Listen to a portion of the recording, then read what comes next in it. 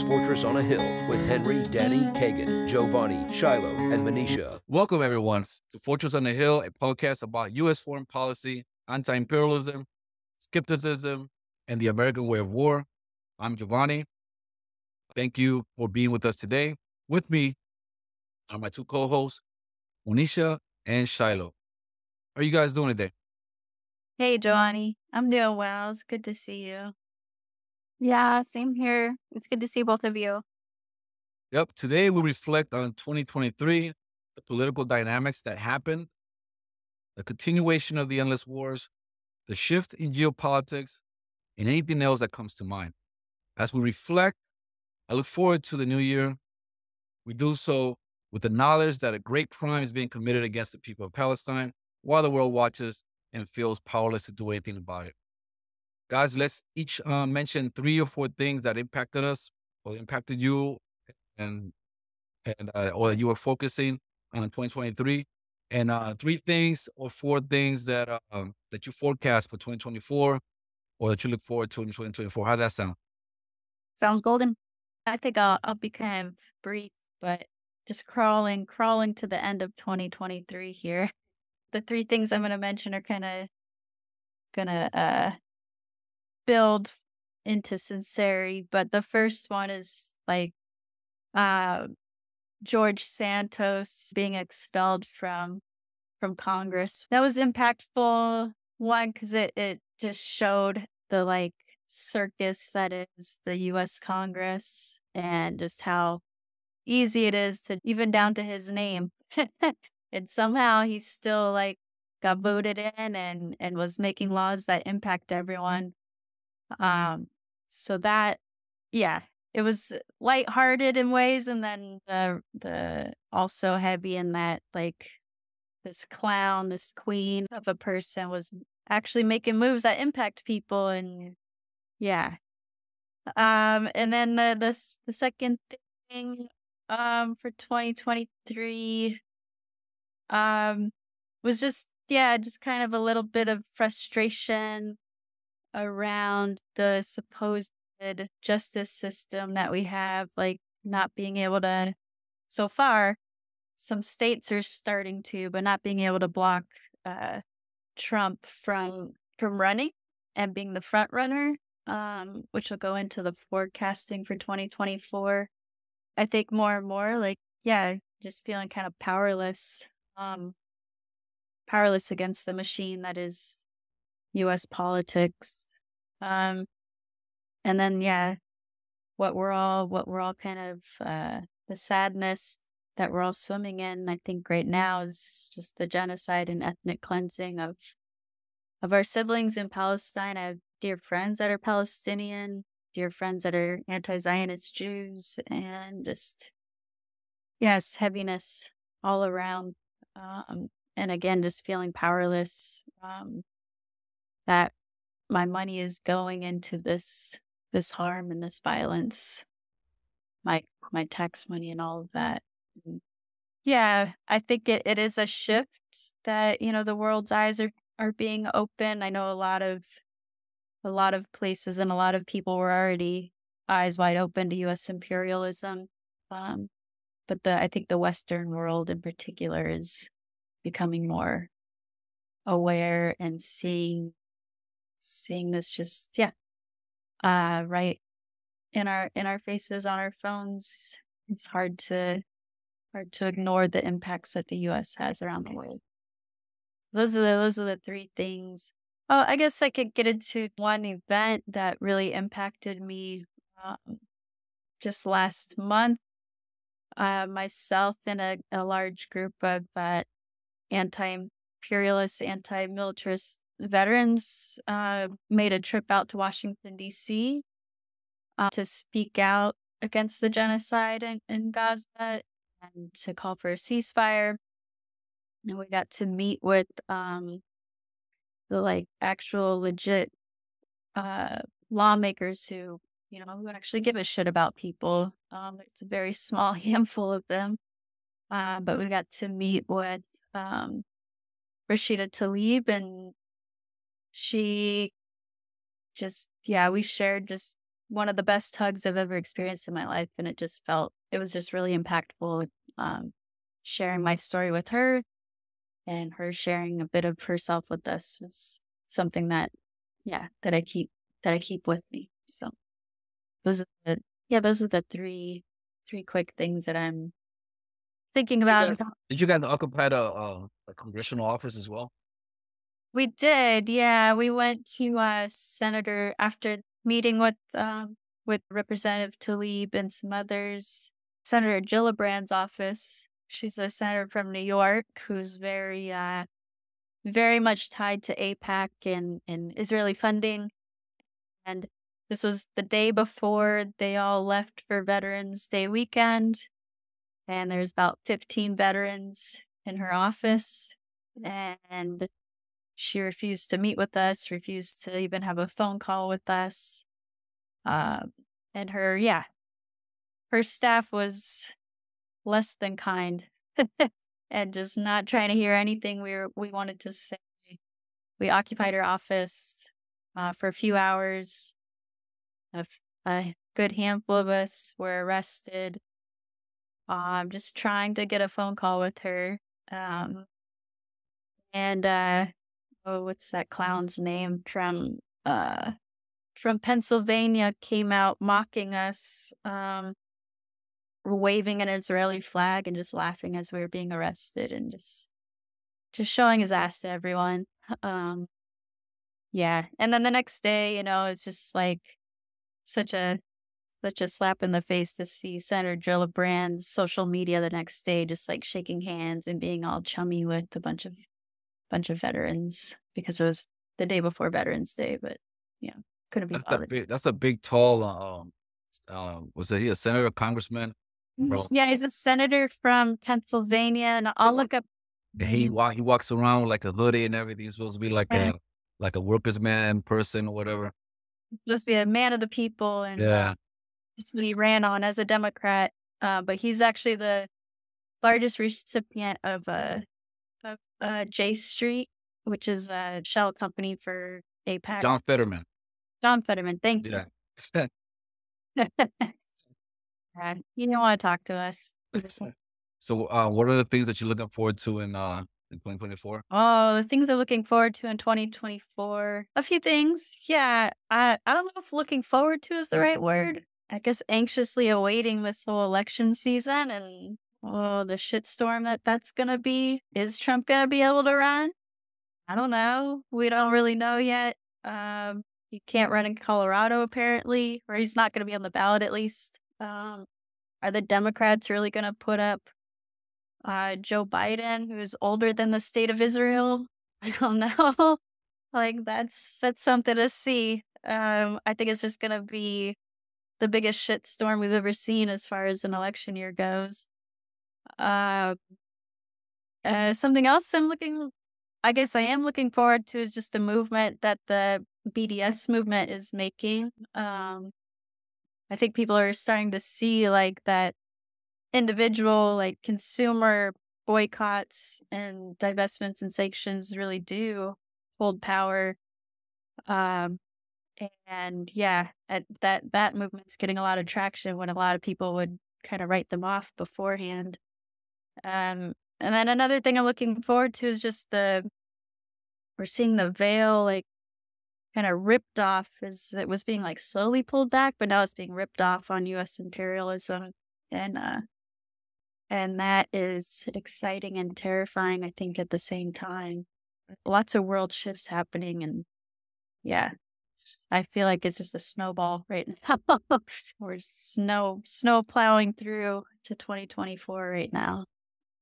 On that BDS, it's also not only Israeli products that people are boycotting, but also American products. I mean, you saw that they hit that with the coffee place, Starbucks. Yeah, Starbucks took a big hit globally for their support of Israel, and I believe McDonald's as well. I believe they're closing. They closed Starbucks or McDonald's restaurants in Malaysia and in other countries because of the financial hit that they were getting, because people don't realize that although they're private companies, right? but they represent the U.S. overseas. So when you're overseas, you go to Starbucks, you're going. And the United States is a brand.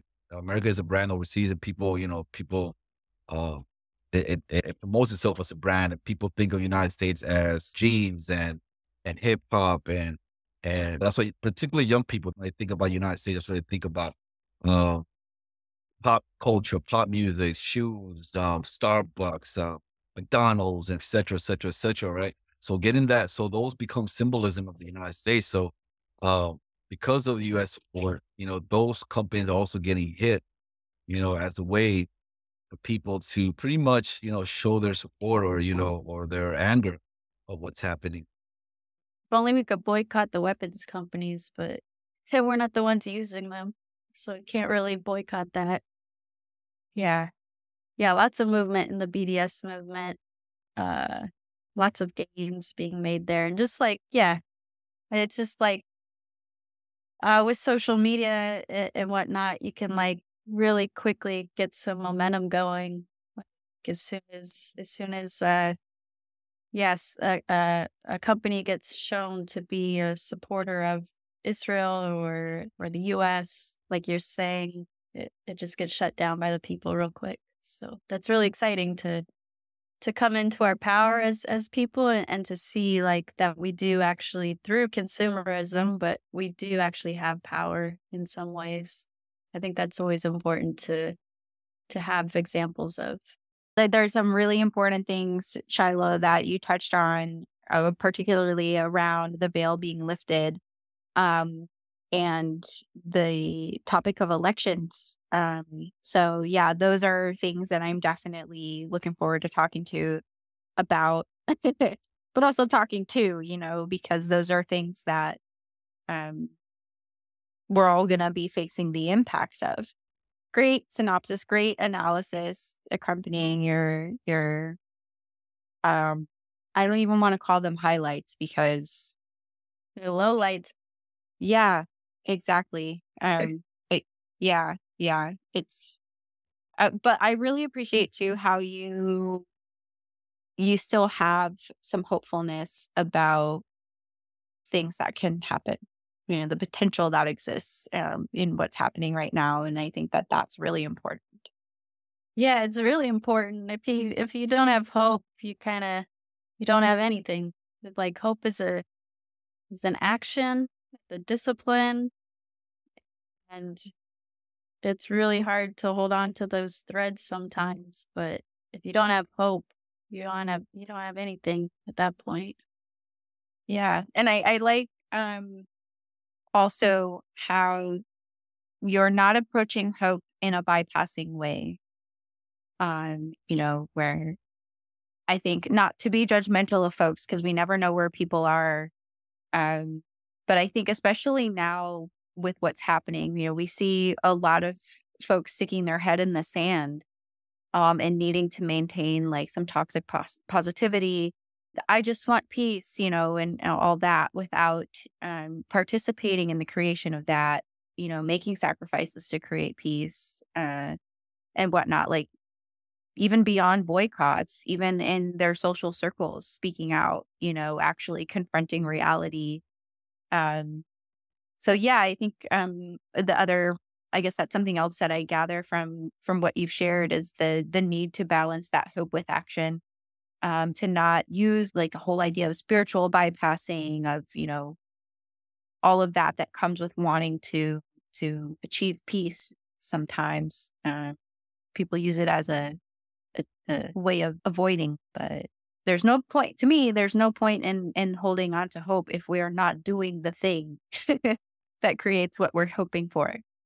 Yeah. Okay. That's my spiel. Absolutely. Thank you, Monisha. Want to go? Sure. Yeah. Thanks. So 2023 for me, obviously being here in Puerto Rico, I'm really paying more attention to what's happening here. The continuation of the fiscal control board's undermining of human rights in Puerto Rico via the austerity measures that are being implemented, via the interventionism, politically, economically, through the economic dictatorship that we're under through them. A lot of what people have seen happening in Ukraine because of the, like, Natalie Jaresko was imposed as the finance minister after the coup, and brought all of the austerity measures, really hurt the people, the working people of Ukraine, part of the puppet government. And we have a similar thing. She actually was assigned to be the head of the Fiscal Control Board here in Puerto Rico for a period of time until recently. I think it was after the violence in Ukraine began was when her term ended. But implementing basically the same things to strangle the people here, privatizing everything, everything that should be public, that should be accessible to everyone, the basic needs and human rights that we have, privatizing all of it in the name of paying off the illegal debt that the people of Puerto Rico did not have a say in. The criminal government and the bondholders and the investors and everybody else created. We had no part in that, but we're the ones suffering from that. So that's been a big deal in 2023 here in Puerto Rico, the collapse of our healthcare system, the collapse of our education system. Pretty much the politicians that are there now, even regardless of their stance on status, are, for the most part, for privatization, for, all of these things, because they're benefiting from it. There's a lot of corruption. The Independence Party, not as much, but there's still, no political entity is perfect, regardless of the aspiration that they hold.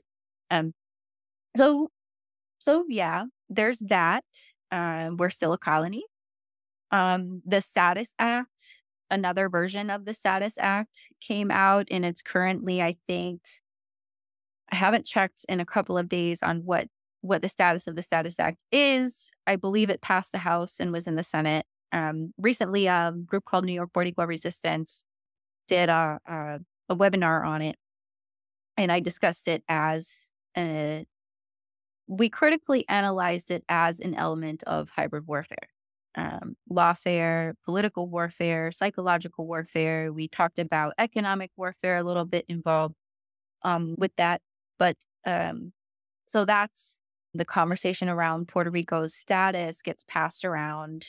Usually doesn't move. The difference between this piece of legislation, proposed legislation, and ones in the past is it's supposed to make the next plebiscite that we have over status binding. The ones, all of them leading up to this point, have been non-binding, which basically just means that for anybody who's not familiar with how the supposed so-called process of decolonization of Puerto Rico goes with the United States, there is a pretty much rigged vote that takes place every so often, where the people of Puerto Rico, and I'm saying this with air quotes and a lot of sarcasm, the people of Puerto Rico vote on whether or not they want to either join the United States as a state, stay as a colony, which according to the failure of the UN, they consider us conveniently to be a self-governing territory, which is a complete lie, or to become an independent sovereign nation, which terrifies the U.S. empire for some reason. The Status Act demands, in a sense, that the next plebiscite vote is binding because Congress doesn't have to listen to what we say. Congress ultimately, at the end of the day, makes the decision on what happens with Puerto Rico, regardless of how any type of voting process takes place here in Puerto Rico. So, to me, I personally don't have a whole lot of faith in this process. I don't trust the United States, and no one should on the planet. We see how they have consistently disregarded treaties. We see how they're behaving now. We see how they've behaved since their inception. So yeah, but that's what's happening. So there's going to be some conversation about that in the U.S. Voters most likely will not be exposed to a lot of those conversations. They won't be aware of what's happening. Supposedly, there is supposed to be greater oversight over the voter education process, which is supposed to more effectively educate potential voters in Puerto Rico about the various status options, what are the implications of these options, and what are the processes involved in if any of them were voted on. For example, if the Puerto Ricans who chose to participate in the plebiscite vote voted in favor majority for independence, then there has to be an entire plan. They have to be educated on that beforehand, and the same with statehood and etc. So there's that. The third thing, obviously, is Palestine. And through this process, I've been kind of peripherally involved in the BDS movement since right after COVID started. And at the time, I was involved with a group called Psychologists for Social Responsibility. And there was a huge effort from within that group from some psychologists, not many. Unfortunately, there's still a lot of Zionist influence inside that group, who for a long time really struggled to educate, inform, and move the group to support BDS. And finally, that was achieved, and I got to be part of that, the tail end of achieving that. However, the American Psychological Association, for folks who are not aware, is basically the psychological warfare arm of the U.S. defense. It is a defense industry, and it is Zionist heavy. And so I was involved with APA for a while, and right now there's a lot of heat coming down toward the psychologists, and there has been a lot of harassment, just like in most academic spaces, in most professional spaces, where Zionism is king.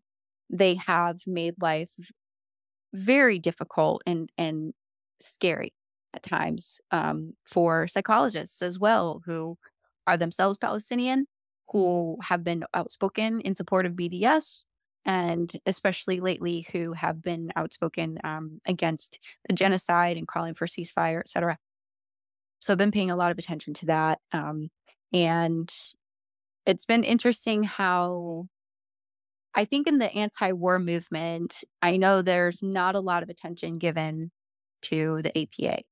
I think there's not a lot of information. I know I'm constantly trying to educate people on this and trying to organize a targeted response to the APA with protests, with social media campaigns, etc. But there's not a whole lot of investment from the peace movement in that direction, which I think it's an issue that needs to be corrected, because we're really missing an opportunity to go after another weapons manufacturer. The American Psychological Association needs to be viewed as a weapons manufacturer. Psychologists are contracted at these more well-known weapons manufacturing facilities, companies, especially in relationship to the development of artificial intelligence and autonomous weapons. They're involved in human engineering, which is now called human factor engineering. There's a whole lot. There's a whole lot to that history. So yeah, that's something that I'm still trying to help get folks to see, so that it can be added into a lot of the organizing efforts that are currently underway. And the fourth thing is like what Shiloh was mentioning about. Oh no, sorry. It's the Zone of Peace campaign that the Black Alliance for Peace has initiated. If folks are not familiar with what's happening always in the Western Hemisphere with regard to Latin America, and U.S. policy toward Latin America, the Monroe Doctrine, all the various implementations of that, the militarization of Latin America to serve the interests of U.S. imperialism, and so on and so forth. Jovanni, CELAC puts out a statement, but I can't remember what the acronym means. for CELAC? CELAC is it's a community of Latin American and Caribbean states. Okay, thank you. So CELAC, the Community of Latin American and Caribbean States, consistently puts out a statement about creating the Americas as a zone of peace, calling for the Americas to become a zone of peace. It stops there at the statement. And so the Black Alliance for Peace took the initiative to start kind of like a coalition, I guess, but around really helping to encourage and organize grassroots efforts toward creating a zone of peace, starting with the people where the power is, like Shiloh was saying, rather than leaving it up to politicians and their own interests and like performative solidarity, et cetera, et cetera. Statements are great, but then we have to actually do things. So Black Alliance for Peace with the Zone of Peace campaign is actually doing something. And the org that I'm involved in, Solely Puerto Rico, we're one of the founding orgs to not founding the campaign, but to join it and endorse it. And it's been really great to connect with others throughout Latin America, throughout the Americas, including North America, and talk about, how can we, as peoples, united with the goal, we all want to live in peace. And what does that look like in our daily lives? What can we do to achieve that? And there are 7 core demands to the campaign so far. To dismantle Southcom, shutting down all of the U.S. military bases in the region, ending U.S. NATO military exercises in the region, disbanding U.S.-sponsored state terrorist training facilities like WHINSEC, Western Hemispheric Institute for Security Cooperation, which some folks may know more as the School of the Americas, oppose military intervention in Haiti, return Guantanamo to Cuba, and to end all illegal sanctions and blockades of states in our region, to include all economic warfare, lawfare, and to recognize and support sovereignty. So I think this is a really important campaign. I think it's important that it is being led by the Black Alliance for Peace. And I think the capacity for this campaign to really affect foundational change, not necessarily superficial change, but I think that the potential for foundational change to systems in our region that govern what happens in our region now. I think that this has the potential for upending those systems. So that leads me into what I'm hopeful for 2024 is that this campaign grows, that there's more involvement from people, that we're able to really connect the dots more intimately and in a more human way of how U.S. imperialism operates in our region, and that we can employ, a lot of the same principles that exist in organizing in the U.S. about like amplifying particular voices over others and so on and so forth. And that, to me, this gives me a lot of hope that those of us who are in the global South area of our region, who are the ones, not only us, obviously, but the nations trapped, the Turtle Island nations trapped inside the arbitrary borders of the U.S. But that, this will give us the opportunity to see each other, to humanize one another, to be able to reach each other in ways that imperialism tries to stop us from doing, and to really build our collective power more meaningfully and more tangibly, so that we can achieve those demands. I should also mention the objectives of the campaign. So there's 3. The first is to build a people's, that's plural, a people's-centered campaign that coordinates anti-imperialist, anti-war, and pro-peace organizations, political parties, labor and social justice orgs, as well as movements across our region to move our Americas toward building alternative institutions and centers of power. Number 2, strengthen an Americas-wide consciousness among the peoples of the region. And number 3, establish peoples-centered Americas-wide coordinating structures that would facilitate the successful expulsion of the US, EU, NATO axis of domination from our region. So those are very big goals, but I think that they're achievable if we can organize ourselves well. So that brings me to the second thing that I'm hopeful for is that, particularly for folks in the US who, like Shiloh, you were mentioning the kind of like awakening that's happening in a more accelerated way now, that shredding of the veil. I hope that that continues so that in such a way as to help people see that the electoral politic aspect of organizing is not where we need to be putting all of our attention. Because there are so many other entry points. There are so many other like strategically valuable places that we need to be putting our energy. When you mentioned about like we can't boycott the weapons manufacturers because we're not buying them, we can boycott them by organizing the workers to remove their labor from those places, right? So in that way, we don't have the power as consumers, but we have that power as people. We have that power as people who are economically suppressed, oppressed, and repressed. So yeah, and I think too, like, I'm hopeful that the weaponization of identity politics by the imperial state is one of those parts of the veil that gets shredded, because like if we turn a critical eye toward recent years, like the entire time that Trump was running in his first campaign, people were like full speed organizing against it because so many of us could see the fascism. We could see it. We were living it, and we knew what was coming down the pipes, and we were doing everything we could to stop it in all of the ways that we knew how. And look where we are still,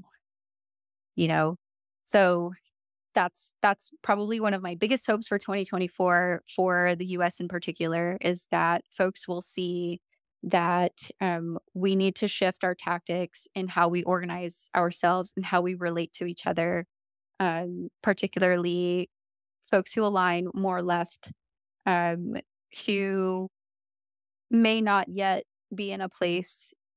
We have to be realistic about how things are in the US racially, the violence that's there, et cetera. It's going to be hard for folks to go into one of the weapons manufacturing places that is primarily employed by right-wing thinking, by homophobic, transphobic, racist, white supremacist mindsets. That's going to be really challenging, and it's going to take a lot from us to go into those places and try to humanize those workers to reach the goal. But I hope that that's something that we can arrive at. And then the last thing, I hope that, like Jovanni, when you were talking about people are starting to boycott US products now, expanding the BDS, I definitely think that should happen. I hope it happens sooner rather than later. And I really hope that, like, I'm so incredibly moved and encouraged by South Africa raising the issue of genocide to the ICC, and calling for Israel to be, U.S. needs to be right up in there with them. And if they could be retroactively charged for all the war crimes, all of them, that would just be like the greatest gift. It's not going to happen like that, of course, but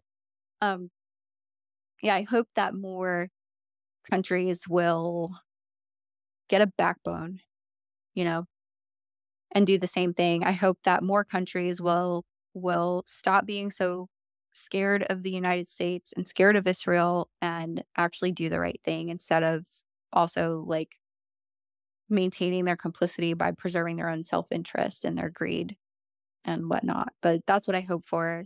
Free Palestine, free Puerto Rico, free Turtle Island, free everywhere, US out of everywhere. Awesome. Thank you, Monisha. Monisha, I got a couple questions to ask you. So the plebiscite that you were talking about, that's the same plebiscite that AOC and Lydia Torres That's the one that they're promoting here in Congress. Yeah. And what's interesting is, so there was an older one that they did, and both their names were on it. But on this one, I think because it's now in the Sorry, Senate, it's Lydia Velasquez, right? Nydia Velasquez, but I Okay. don't think AOC's name is on the Senate version of it, because she's a representative, right? Not a senator. So yeah, I don't know if her name can be on it, but yeah, it's the same one. Awesome. Also, I want to ask you about when you mentioned Duresco. Something came to mind also that early this year, there was circling of Ukraine troops being trained at the old Roosevelt Road base. Whatever came out of that. So I haven't seen anything else. I live directly near there, so I hear all of the air traffic that goes in and out.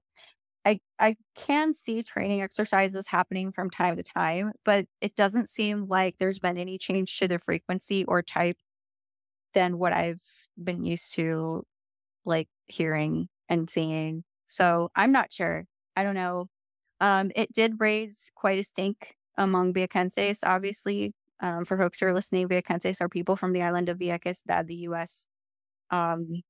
Militarized and used as a practice range for all but real war exercises for 60-something years, and we're still struggling with the UXO and all of the stuff. And so it did get discussed on social media. I'm not sure if anybody did press releases on that, or nothing else came out about it to lead to more action on the part of the community. So it was just kind of hearsay anyway. Sources told the So I got it from a news article from one of yeah, the from Claridad, right? no, was it Claridad? It was either Claridad or I think it was Claridad. Yes, that one or the one that's the Metro. Was the Metro the one that's in San Juan? Yeah, I One of the didn't see two. that one. I'd only seen the one from Claridad, Okay. and in it they say that sources say, but there was nothing else to confirm it, and not that I doubt them at all. It's just that it was rumored. The sources were saying this could happen, not necessarily that it was going to happen, but that it was being talked about. So yeah, our ears are still to the ground here, keeping an eye on what happens with that. And if there's anything that we see, we're definitely going to raise hell. Also, one other thing you mentioned about the zone of peace. I believe that was initiated by either Chavez. It was Chavez when he was in power, about the declaration of zone of peace. I think one of the initiatives that they were trying to do at the time was to end the last active conflict in South America, which was the conflict of the Colombian government against the Colombian guerrillas, where Chavez was acting as a mediator between the government and the FARC. And now Cuba is acting as a mediator between the Colombian government and the ELN, which is also another guerrilla, militia in Colombia. What's funny about it is that both countries, because of their involvement in trying to bring those conflicts. I mean, the conflict between the Colombian government and the FARC is like the oldest active guerrilla conflict in the Western Hemisphere. I mean, it's been going on since the 50s, I believe. And it came to a close a few years ago. But the ELN, it's still active, and right now Cuba is acting as a mediator. They're meeting in Havana. But what's funny is because of those two countries acting to try to bring closure to those long conflicts, right? Both countries were designated as state sponsors of terrorists because of that.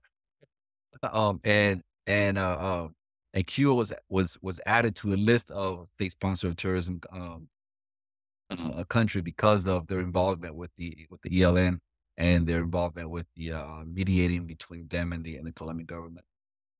I was not aware of that specific connection. Thanks for telling me that.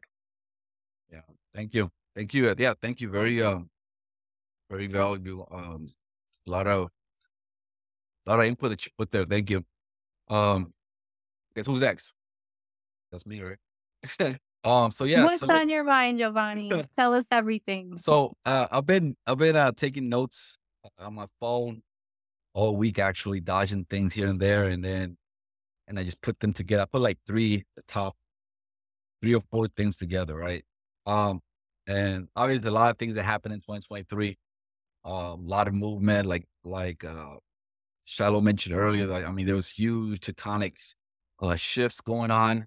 I think Lenin was the one who coined that there were decades that nothing happens, and there was days that decades happens, and that's what's happening. A lot of things moving, a lot of moving parts, a lot of things happening, around the world. Just so hard to keep up. So one of the things that inspired me in 2023 was the revolt in the Sahel against France. Sahel is the area of Central Africa. So most of those countries in the Sahel were part of, French colonialism. They were colonized by France for like over 100 years. But there were successive coups going on since 2021, 2, and 3. There was several coups where the president of the government that are, francophone or francophile governments were overthrown by nationalist governments, right? By revolutionary nationalist governments. Or not all, they didn't had necessarily be a revolutionary nationalist government, but some of them were overthrown by governments that pretty much wanted to distance themselves from France, right? So the countries that pretty much enacted coups or broke relations with France were pretty much Chad, Guinea, Mali, Burkina Faso, Niger, and Gabon. In 2023, it was Niger that overthrew the government on a coup and pretty much broke relations with France and told France to go home and send all their troops. Like, keep in mind that France had bases in all these countries, these other countries, right? And France pretty much controlled these countries' economy. And one of the things that and a lot of these countries are very rich in minerals, very rich in material and raw material, very rich in commodities and everything. But the people see very little of the wealth that's being extracted from this country, because most of this wealth goes to France, right, or other European countries. So that right there, caused revolts and people's revolts. And there's one person, which was very inspiring for a lot of people. His name is Captain Ibrahim Traore. He's from Burkina Faso, right? And I believe he was an army captain. I think he's like 32 years old, but he became like an incarnation of Thomas Sankara. Thomas Sankara was a revolutionary leader of that country, Burkina Faso. Also led a revolt against colonialism and neocolonialism, and was setting the country in the path towards liberation and self-sufficiency until he was killed in 87. So this person became, in the minds and the imaginations of his people, the reincarnation of Thomas Sankara, and he was became very popular. So yeah, so nevertheless, France, the US, and others, Britain, they tried to reverse what was happening in the Sahel. And there's this economic community of West Africa, ECOWAS it's called. And this community of West Africa pretty much is a Western shield. It's like the OAE, it's like the the OAF here in the United States, kind of, in not United States, but in the US, in the Western Hemisphere. But this is mostly focused on economic issues, but also in political issues in the West countries. But anyway, they were threatening an invasion, a muster-up invasion against Niger. They imposed sanctions on Niger. They gave Niger a deadline that if they don't reconstitute the president that was overthrown by this date, that they were going to intervene militarily. France was supporting, US was supporting, and everything. But they weren't able to do that because the other countries that I mentioned before, Chad, Guinea, Mali, threatened ECOWAS that if they get themselves involved militarily into Nigeria, they will come into they will come to support Nigeria, and then there will pretty much be a declaration of war against them as well. So it was kind of like a one for all and all for one type of thing, so ECOWAS kind of backed away. But yeah, so that was inspiring. That was inspiring, seeing that these countries, stood up to Western economic power and military power. They consolidated amongst themselves, and they support each other, and and these powers couldn't do anything about it, and they're right now tracking.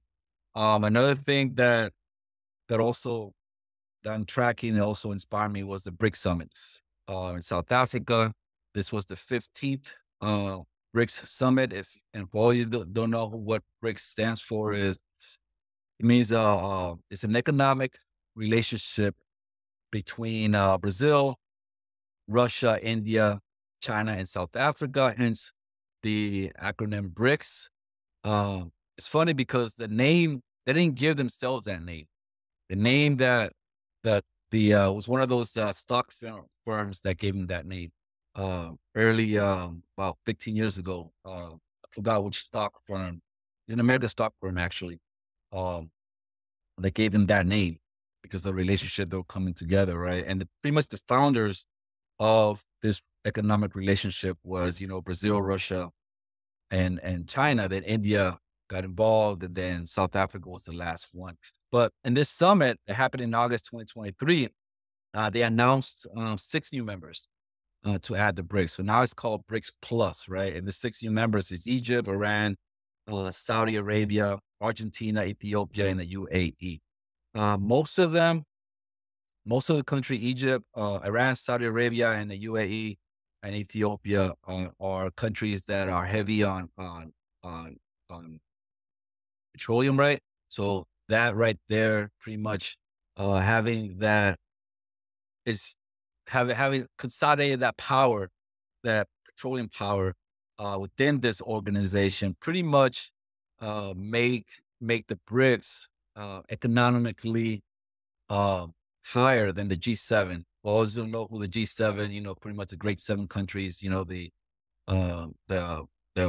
7 wealthiest countries in the world, the UK, US, France, Germany, Japan, and 2 others makes the G7s, but the BRICS surpass them in economic activities now. Those countries, which, I thought that was inspiring, that, that it's an organization that is not centered in the West, that is centered elsewhere in the rest, and that they have this cooperation with each other.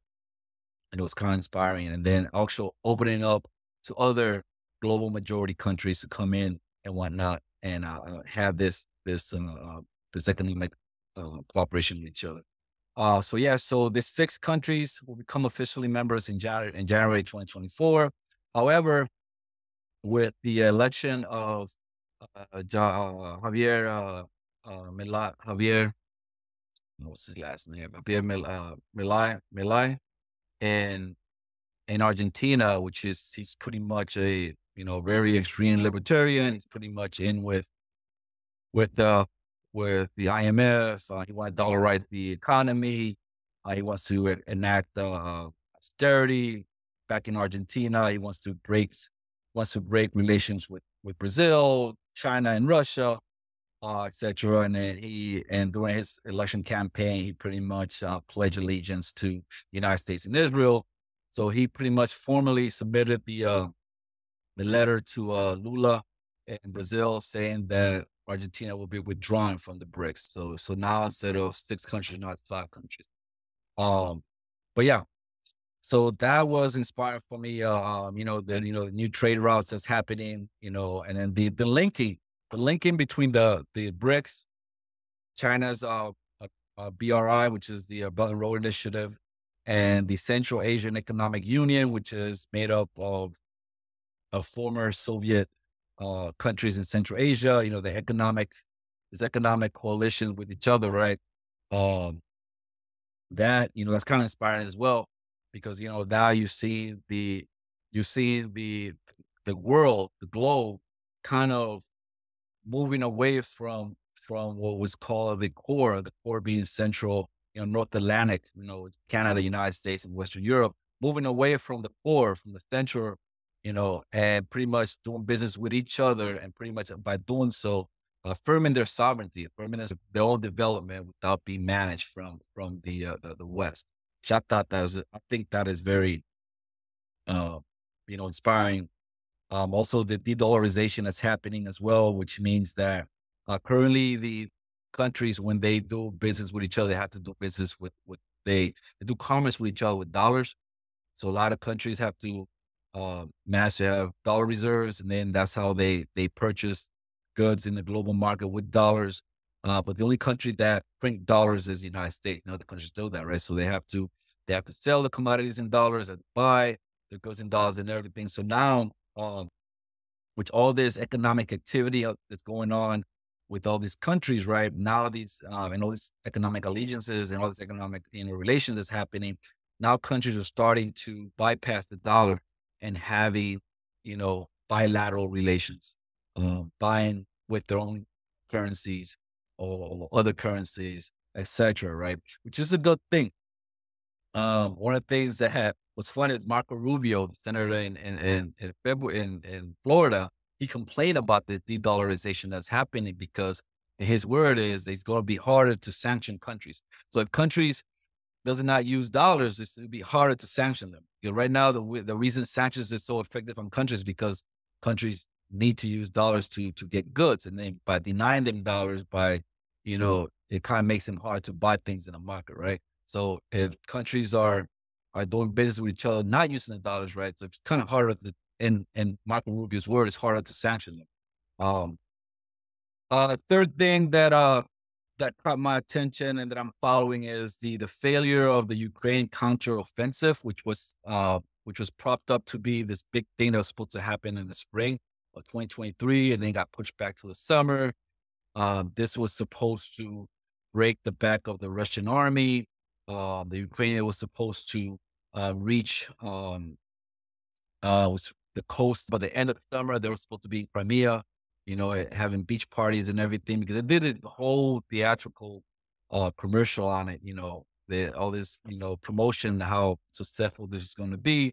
They weren't able to. They hit pretty much a Russian wall, and the West were just throwing armament after armament, and the Western countries were kind of depleting their shells and the armaments and all the weaponry that was sending it to Ukraine, and they were all just being destroyed one after the other.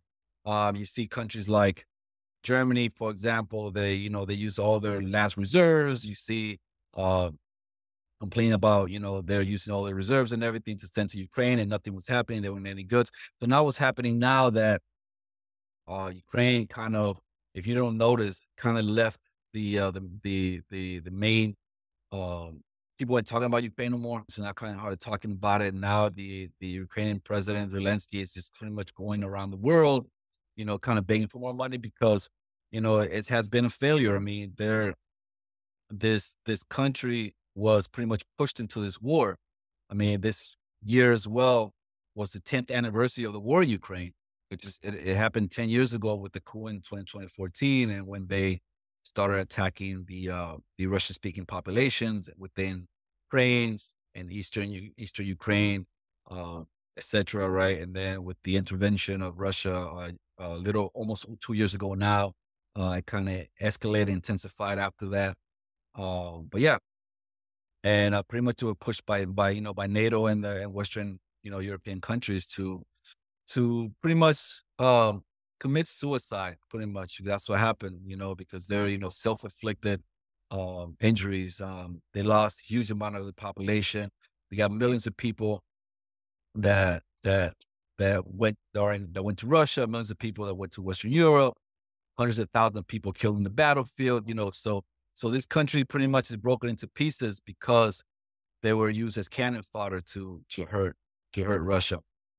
In the words of Hillary Clinton, they were trying to get the Afghan trap on Russia using Ukraine, and it failed.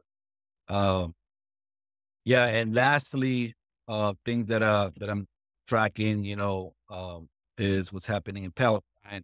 obviously that has impacted me, impacted a whole lot of people. Like Shiloh said earlier, it's happening broad daylight. People are anybody with a smartphone can see what's happening, and we're footing the bill. Just thinking in tomorrow, if the U.S. just stop um, enabling it and sending billions of dollars to Israel. Just this week, I believe they pushed another packet of $100 billion worth of ammunitions and armament to Israel here in the United States Congress. I think they bypassed Congress, actually. They bypassed Congress and just send it to them. And that's on top of the $4 billion that the United States sends to Israel a year to sustain them, etc. And every time other countries, every time they convene a session at the UN to try to sanction Israel, try to do some type of resolution against Israel, the U.S. and about 3 other countries, small countries like Micronesia and Palau, for example, and Israel veto it, or U.S. veto it. They won't let it happen. We'll let it pass it. Egypt, which is a neighboring country, right on the border with Gaza, has to ask permission to Israel and the U.S. before sending in aid to Gaza. Which is huge humiliation to the Arab nations. Egypt is the most populous country in the Arab world, has the largest military in the Arab world, yet they have to ask permission to send aid into Gaza, which is very troubling, very humiliating to the Arab people. Sentiments is on the right place. The issue in Palestine is in the hearts of every Arab person. Yet these heads of states, they're totally captured by the West, by the U.S., by Israel, and they seem to be unwilling to do anything, uh, unless given permission to do so. So yeah, those are the 4 things that I've been tracking, 4 things that I'm looking into and following. Things I'm looking forward to is the end of the Ukraine war, which is also going to be which also is already, the war is lost already. People in Congress, people in the West are pretty much turning away from Ukraine because it's already lost cause. NATO has been defeated again. They got defeated in 2021 in Afghanistan. They're being defeated again in Ukraine. But yeah, I'm looking forward to the end of this carnage that's happening in Ukraine that has cost a lot of hundreds of thousands of lives, hundreds of thousands of Ukrainians, hundreds of thousands of Russian lives, and others, to come to an end, to come to a close. Second thing I'm looking forward to is the end of the Zionist apartheid state of Israel. If you notice that recently in Congress, they passed a resolution equating Zionism to anti-Semitism. And I think every congressperson, it was a bipartisan thing, every congressperson voted for it. But one Republican Congress voted against it. And Rashida Tlaib, she voted present, but everybody else voted for it, which is wrong. Zionism is not equivalent to anti-Semitism. Zionism is an ideology that was created in Europe, is Jewish supremacy, Jewish nationalism, which is racialized Judaism, which is a religion. So that's what Zionist is, and the state of Israel is a Zionist, enacting a Zionist policy, an apartheid policy, but it's not the same as anti-Semitism. Anti-Semitism being tied to language, tied to a people of a region, which is people of the Middle East, people in what we call West Asia, or are Semitic people, including Arab, Semitic people, including Palestinians, are Semitic people. So yeah, so that looking forward to the end of this state that was created by the UN, was first created by Britain, by the UK. It was started off by UK, but was actually created by the UN in 1948. and without the input of the people that were already living there, which is the Palestinians, and that's the origin of this conflict. It's not religion. It's not hatred towards Jews. Is the ethnic cleansing, is the displacement, is the people by immigrants from Europe claiming that the land is theirs.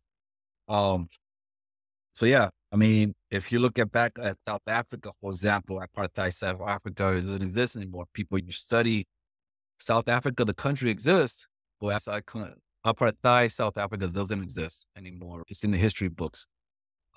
Yeah, and that's what I'm looking forward to next year, that the apartheid Zionist state of Israel is in the history book, and then we look forward to a more inclusive, more peaceful, state in that area. And then further, lastly, I'm looking forward to the furthering of the multi-polar world, which is forming as we speak. Just like Shiloh mentioned earlier, the shift that's happening is moving towards a world where the West is not centered, but there are multiple centers around the world. What I would like to see instead of a multipolar is a plural world, which was coined by Chavez and Evo Morales, which means a world that with no centers of power. A world where where states are more in cooperative mode than competitive mode, and that is and that's my story, and that's what I'm sticking with. But May it be so. May it be so. Burn it all down. It sounds like you're just done with all of it. The thing that's listening to both you and Monisha, the thing that keeps just echoing in my head is, with all this Monisha talking about all the systems and structures that are collapsing in Puerto Rico, and just all the war and violence happening at the behest of the U.S. and different empires. Like, what is giving you hope? What's keeping you in the fight and not, like Monisha said, putting your head in the sand? What gives you hope for 2024? I mean, just like you had mentioned earlier, I mean, we have to have revolutionary hope. Just like you mentioned earlier, not having hope is not an option. We need revolutionary hope.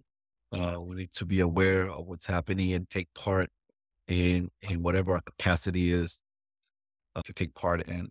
Here in San Antonio, for example, we've been doing our part with the Palestinian, ethnic cleansing that's happening now. Been going to the community has been mobilized here. We've been going to here in San Antonio. We have City Hall. It's something that's called Citizen to be Heard, which is on Wednesday, which is anyone can go to the City Hall and present their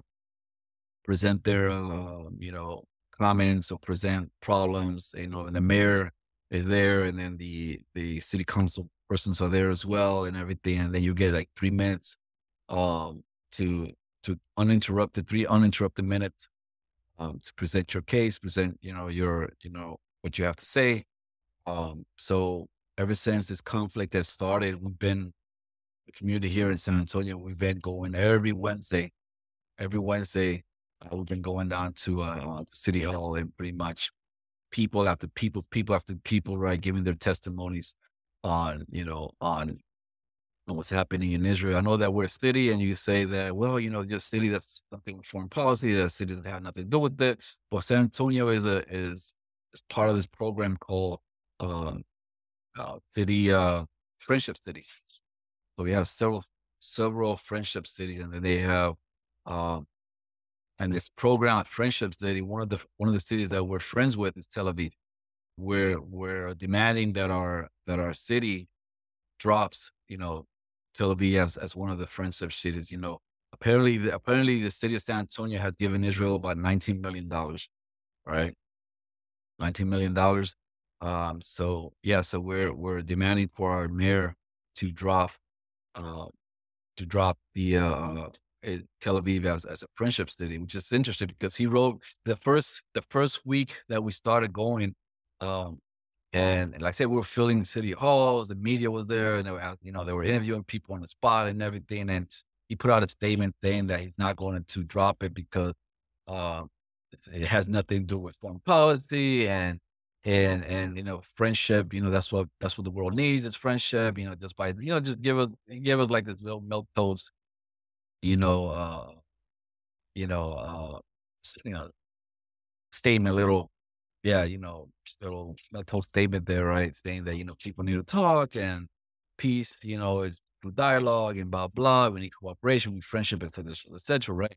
However, Houston, and you said it has nothing to do with foreign policy. But Houston, for example, is also a friendship city, and they had a friendship city relationship with the Russian country, with the Russian city. And as soon as the Russian intervention started, right, they dropped that like it was hot potato. They just dropped it. So they can't tell us that San Antonio can't do the same. They're choosing not to do it. That's the thing. Apparently, they're forcing a vote here in San Antonio for next year for the 8th or 9th of January. People are asked to go to City Hall, flood City Hall again, and pretty much push the council members, to this vote to drop Tel Aviv off the Friendship City list of San Antonio. So things like that. Take part in whatever you can take part in. Know that it could be overwhelming. You might feel powerless, watching the news. You might feel other people just look the other way, just like nothing is happening. Like, we're in the holiday season, people out there shopping, like nothing is happening. It doesn't concern them and it's not affecting them in any way. So yeah, they don't think about it. But yeah, keep talking about it. It's another thing that I was seeing in social media that the more people flood social media with things about Palestine, the harder it is to shadow ban and the harder it is to uh to close people's account or not close it. What they've been doing, they're suspending people. It's hard to suspend people because there's so many people putting things about Palestine, which is something that I think either you said it or Monisha said it uh that the veil is coming out, people are seeing it, which is something that we didn't see like 15 years ago. 10 to 15 years ago, the only narrative that we'll get every time Israel will get on this killing spree, the only narrative that we'll get was the narrative from Israel. But now they don't control the narrative anymore. People are pretty much pushing back with the counter narrative of what's happening, and yeah. So things like that give me revolutionary hope. Um, Before I say what gives me hope, I want to call myself out because I had intended to talk about the Congo as well, um, and I did not. I got lost in the sauce, and I bring that up related to this because of how um, the struggle for the liberation of Palestine and the genocide that's happening is part of what has brought light to what's happening in Congo, the genocide there, in Israel and U.S. involvement there, as well as the huge, huge contradiction that it's the very technology that we're using to expose the genocide against Palestinians that is the result of the genocide against Congolese peoples. I have a lot of feelings about that contradiction, and I don't know what the answer is to that. But I'm thankful that now at least there's it's being talked about more, um, and we can become more aware.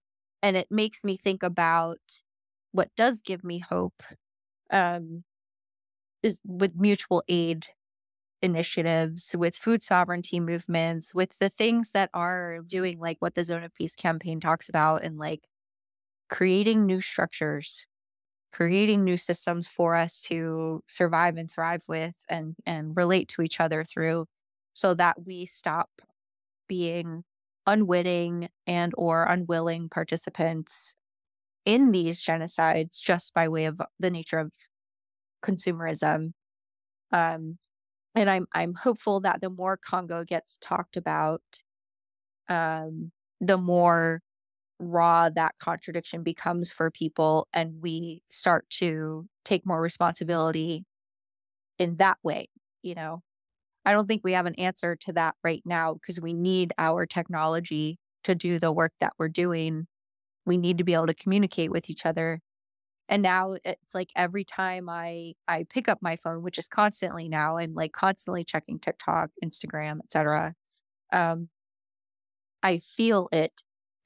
I'm like thinking of the hands and the bodies, the eyes, the souls, the spirits, the lives of the people in Congo that are the reason why this phone's even in my hand to begin with. So yeah, I guess in a weird way, I'm trying to say that the what's the word I'm looking for, Giovanni? You know it, like the exacerbation of the contradiction there of us being forced to look at all of these things is going to force us to change our way of life. And I see the people who are already working toward that and have been working toward that for years through farming, through mutual aid work, through, trying to reduce our dependency on globalization and on these very systems that oppress us. So yeah, that's where my hope lies. And that's why, even though oftentimes I get very frustrated and feel hopeless and feel despair and feel just like frozen, I look to those folks because they're constantly doing the thing. They're growing food. They're teaching us. To me, they're an example of what we should be doing. By, like, if I could go back really quick to what I was saying about balancing our energies and maybe using them less on electoral politics and more on other things. Like, that's some of the other things that was in my mind when I was saying that. Like, we need to be creating mutual aid systems to sustain general strikes, to effectively remove ourselves from the equation of these oppressive systems once and for all. And if we're always focusing on electoral politics, we're not giving our time and energy toward the creation of a new society. We're maintaining the old one. So yeah, food sovereignty, that's where my hope really lies, as well as in the resistance of people, like the people's just sheer will to resist and survive. I think that to me is an incredible example, that a lot of us who exist within the first world, who benefit from these people's will to survive, we need to take a lesson from them in that way and be willing to suffer and be willing to struggle, with less. And I see people willing to do that. So, yeah. What about you, Shiloh? Yeah, what gives me hope? A few things, big and small. Small being small in stature, big in heart. My 4-year-old gives me a lot of hope. My partner and I are very open and honest with them around, to their level, like what's going on in the world and what's going on in Palestine. And every day they ask me, are they still fighting in Palestine? So if they can wake up hopeful that it stopped, I can wake up hopeful as well. I think watching Yemen just take matters into their own hands and block the Red Sea, like that's a big way of exerting people power, of, like, stopping the chain, the chain of weapons and the flow of weapons, and stopping the consumerism in Israel. And I can see, like we were talking about, the different actions of people power, of like removing yourself through the BDS movement, removing your own consumerism and your own flow of money. And then also, if you can't, or you can remove your consumerism, and then you can also remove your labor. And like you're saying, Monisha, like if we're gonna ask people to remove their labor from the equation, then we have to have systems that support them, so that people aren't left out on their own, because we're still living under capitalism, so you have to labor to live.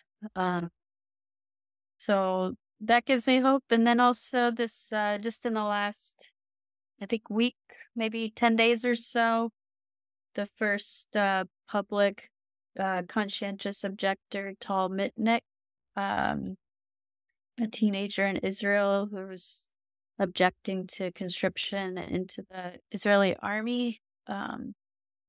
That gives me hope if, maybe possibly more people feeling emboldened to do that and speak out. I think a lot of the youth give me hope always. So that's what's giving me hope right now. And hopefully we can all carry that into 2024. Speaking on Israel and the genocide they're committing in broad daylight, in front cameras, it's astonishing because it's the first time. I mean, this is not the first ethnic cleansing, first genocide that's ever happened in human history.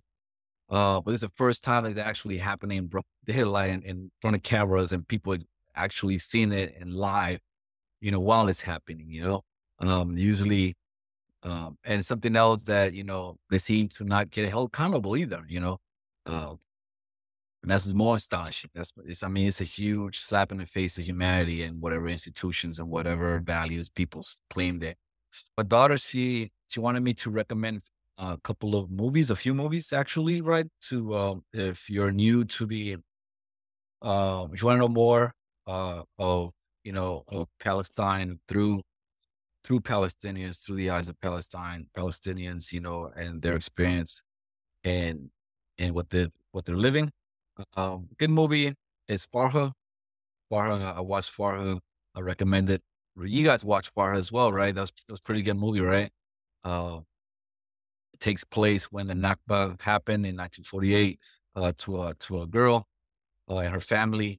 What happened when the Israeli militias started showing up at people's doors and just started pretty much um, um, start depopulating areas in Palestine.